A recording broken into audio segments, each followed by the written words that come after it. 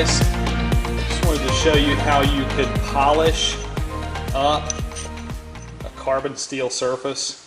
Obviously these are a set of shifting forks from a Kawasaki KZ650, and they were pretty ugly before we actually treated these parts inside the vapor honing system. We were using very low pressures here to polish and clean the surface, to take off the oxides, and to put a nice, beautiful finish on these parts.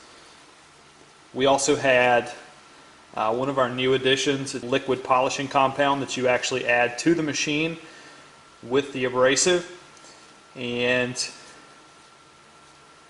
it puts a beautiful shine on carbon steel, stainless steel, and really helps you achieve these beautiful parts, these results right here. It also does help in finishing aluminum as well. It will put a better shine on aluminum, and it's something that you can buy through us. Again, it's a formula that we developed to help better aid lubrication of the abrasive on the part surface, and it works very well in a vapor honing system.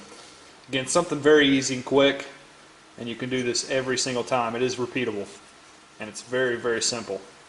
So if you have more questions, please shoot us an email or give us a call. We'll be happy to help and answer any questions you might have. Thanks for watching.